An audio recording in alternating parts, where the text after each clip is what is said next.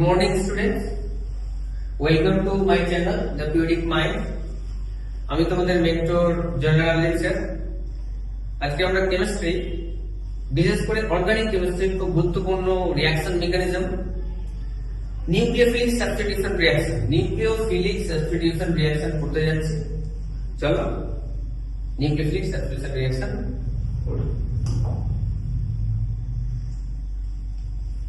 nucleophilic substitution reaction.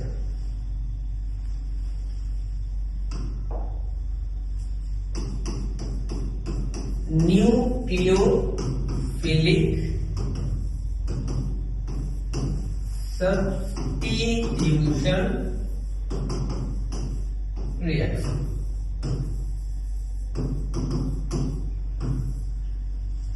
Nucleophilic substitution reaction এর নাম করুন এরকম কেন হলো? নিউক্লিওফিলিক জিনিসটা কি আছে, সাবস্টিটিউশন জিনিসটা কি আছে, সেই জিনিসটা। তো নিউক্লিওফিলিক সাবস্টিটিউশন রিঅ্যাকশনে নিউক্লিওফিলিক এই টার্মটার জন্ম হচ্ছে নিউক্লিওফাইল থেকে। কোথা থেকে? নিউক্লিওফাইল থেকে। আর নিউক্লিওফাইল এই শব্দটার উৎপত্তি হয়েছে নিউক্লিয়াস থেকে। কোথা থেকে? নিউক্লিয়াস থেকে। নিউক্লিয়াস। আর আমরা জানি একটা নিউক্লিয়াসের চার্জ হচ্ছে পজিটিভ। পরমাণু একটা অ্যাটমের নিউক্লিয়াসের চার্জ হচ্ছে পজিটিভ। তো নিউক্লিওফাইল সেই সমস্ত অ্যাটম বা গ্রুপ হবে যাদের পরমাণুর নিউক্লিয়াসের প্রতি টান রয়েছে। আমরা যদি ধরি একটা অ্যাটমের নিউক্লিয়াস হচ্ছে এটা, অ্যাটমের নিউক্লিয়াসের প্রতি টান কে দেখাবে? নেগেটিভ চার্জ গুলো। এমন কোন গ্রুপ বা অ্যাটম যাদের পরমাণুর নিউক্লিয়াসের প্রতি টান বা শক্তি বা চাহিদা রয়েছে তাদেরকে আমরা নিউক্লিওফাইল বলে থাকি। All negatively charged group or atom attracted by nucleus. Example যদি বলি, Cl minus as a nucleophile, Br minus as a nucleophile, Cn minus as a nucleophile, OH minus as a nucleophile. Nucleophile থেকে nucleophilic টার্মটা উৎপত্তি।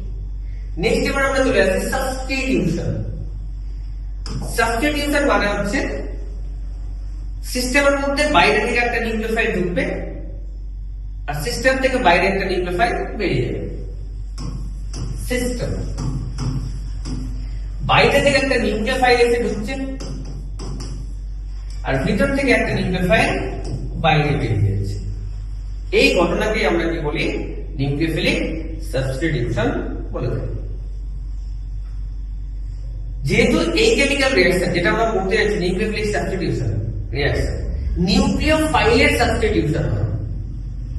অণুর মধ্যে বাইরে থেকে একটা nucleophile সিস্টেমে ঢুকবে বা অণুর মধ্যে ঢুকবে আর অণু বা সিস্টেম থেকে একটা নিউক্লিওফাইল বাইরে বেরিয়ে যাবে। Nucleophilic substitution reaction two types. Nucleophilic substitution reaction দুই ধরনের হয়। একটা হচ্ছে SN1 আর একটা হচ্ছে SN2। Nucleophilic substitution reaction are two types, SN1, SN2. SN1 unimolecular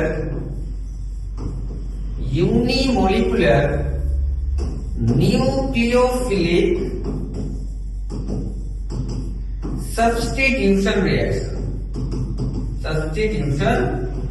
reaction. SN2 bimolecular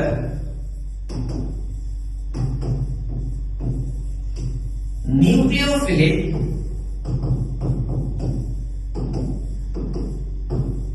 substitution reaction.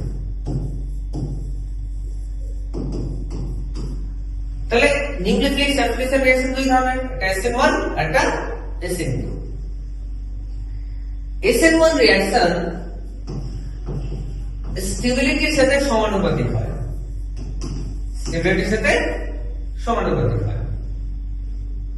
তাহলে SN1 যেহেতু স্টেবিলিটির সাথে সমানুপাতিক আছে, SN1 রিঅ্যাকশনের অর্ডারটা কি হবে? SN1 রিঅ্যাকশনের অর্ডার হচ্ছে 3 ডিগ্রি, 2 ডিগ্রি এবং 1 ডিগ্রি হ্যালাইড। এটা SN1 রিঅ্যাকশনের অর্ডার। আর SN2 রিঅ্যাকশন স্টেবিলিটির সাথে ব্যস্তানুপাতিক হয়। তাহলে SN2 রিঅ্যাকশনের অর্ডার কি হয়? 1 degree, 2 degree and 3 degree halide. SN1 reaction স্টেবিলিটির সাথে সমানুপাতিক, ডিরেক্টলি প্রপোর্শনাল অফ স্টেবিলিটি, আর SN2 inversely proportional of stability. SN1 এর অর্ডার 3 ডিগ্রি, 2 ডিগ্রি, 1 ডিগ্রি, আর SN2 এর order 1 degree, 2 degree and 3 degree. এই SN1 রিঅ্যাকশনে আমরা যে নিউক্লিওফাইলটা ব্যবহার করব সেই নিউক্লিওফাইলটা উইক থাকবে, এটাকে উইক থাকবে। আর SN2 রিঅ্যাকশনে আমরা যে নিউক্লিওফাইলটা ব্যবহার করব সেই নিউক্লিওফাইলটা স্ট্রং থাকবে, স্ট্রং এন্ড উইক। তো চলো দেখি আমরা SN1 রিঅ্যাকশন করি। SN1 reaction SN1 reaction mechanism.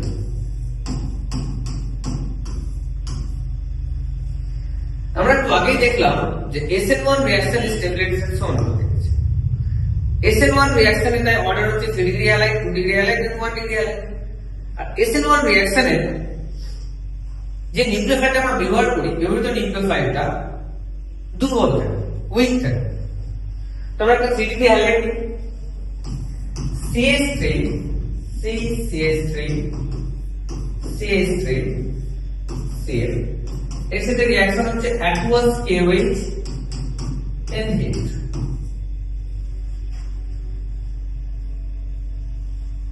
aqueous KOH, aqueous মানে জল।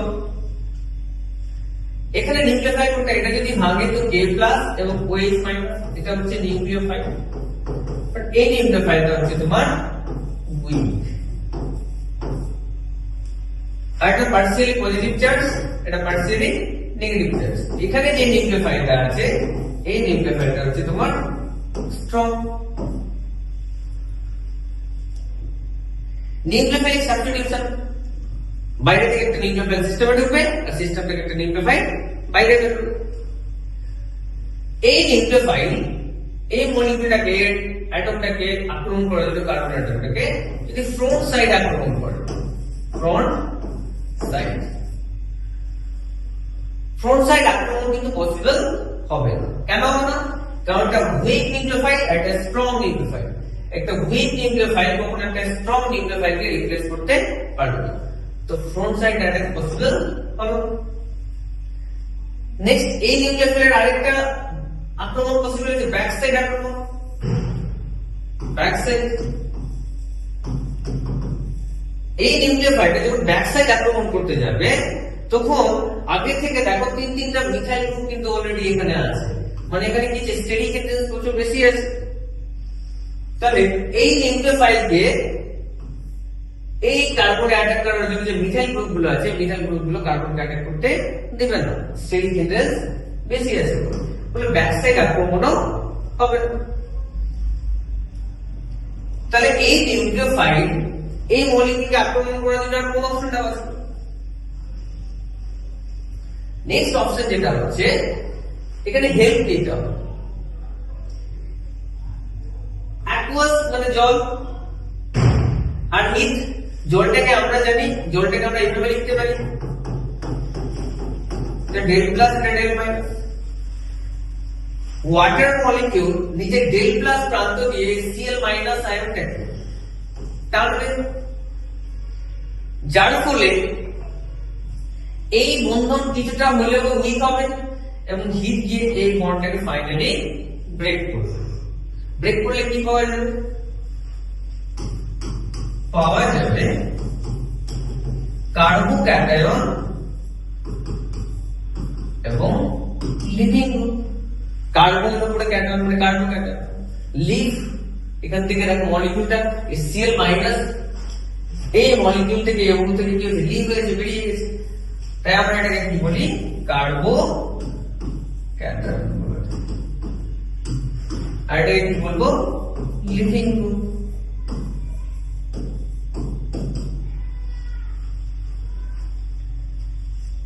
নেক্সট কি হবে, এটা হচ্ছে রিঅ্যাকশনের ফার্স্ট স্টেপ, প্রথম ধাপ। দ্বিতীয় ধাপ, সেকেন্ড স্টেপে কি হবে,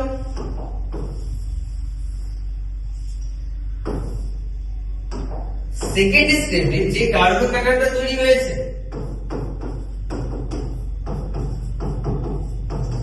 সেই কার্বোক্যাটায়নের মধ্যে কি করবে,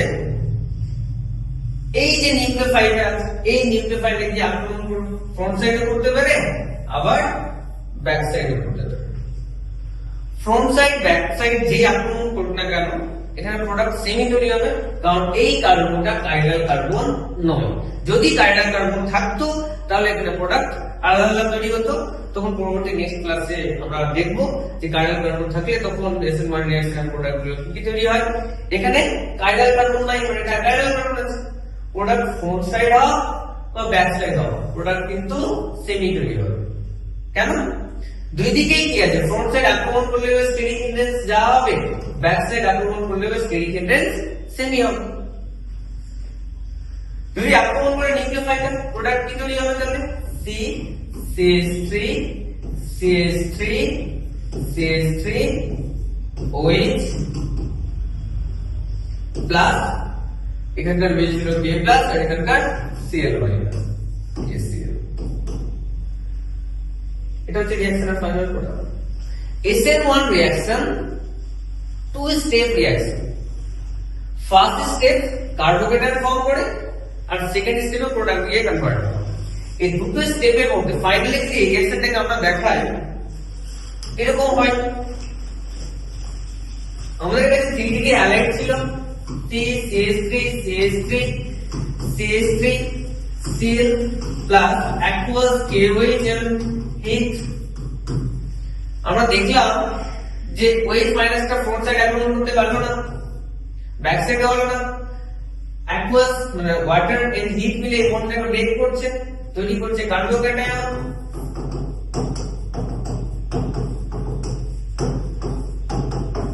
and leaving group first step.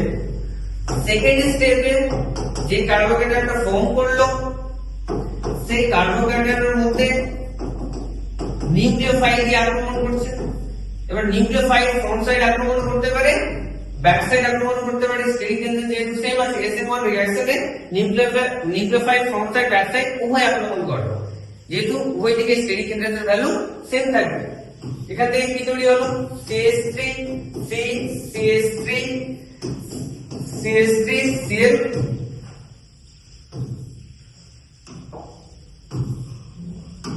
OH plus KCl। এটা রিঅ্যাকশনের দ্বিতীয় ধাপ। এই জিনিসটা অ্যাকচুয়ালি ফর্ম করছে কিভাবে,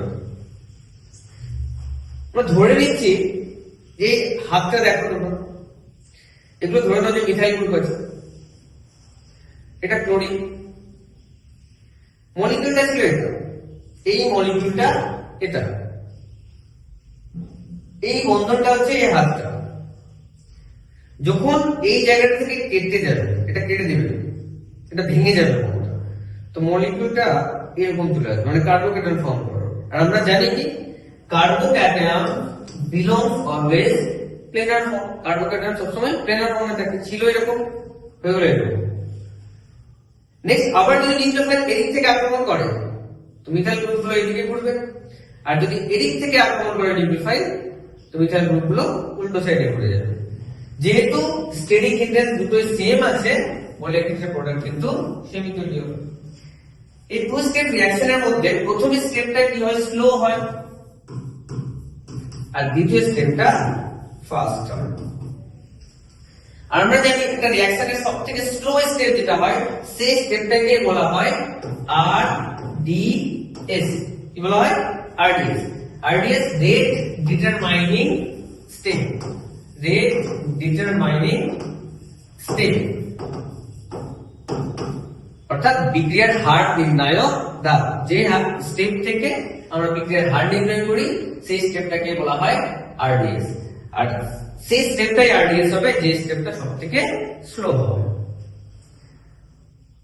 নেক্সট এখানে আরেকটা আমরা জিনিস ইন্টারমিডিয়েট, এই SN1 রিঅ্যাকশনের ইন্টারমিডিয়েট কি আছে? ইন্টারমিডিয়েট বা ট্রানজিশন স্টেট কি আছে আমরা বলতে পারি। ইন্টারমিডিয়েট বা ট্রানজিশন স্টেট কি আছে SN1 রিঅ্যাকশনে? SN1 রিঅ্যাকশনের ইন্টারমিডিয়েট বা ট্রানজিশন স্টেট হলো, ট্রানজিশন স্টেট বা ইন্টারমিডিয়েট উদাহরণ বলতে বোঝায় মধ্যবর্তী পর্যায়ে। SN1 রিঅ্যাকশনের মধ্যবর্তী পর্যায়ে এমন দেখো সাবস্ট্রেট কার্বোক্যাটায়ন এইখানেও আছে আর এখানেও আছে। এই কার্বোক্যাটায়ন হচ্ছে এই রিঅ্যাকশনের ইন্টারমিডিয়েট অর্থাৎ ট্রানজিশন স্টেট। তো আমাদের আজকে SN1 রিঅ্যাকশনটাই আমরা করলাম অ্যাকাইডাল কার্বন নিয়ে। অ্যাকাইডাল কার্বনের SN1 রিঅ্যাকশন করলাম। নেক্সট ক্লাসে আমরা কাইরাল কার্বনের SN1 রিঅ্যাকশনটা পড়ব। Thank you.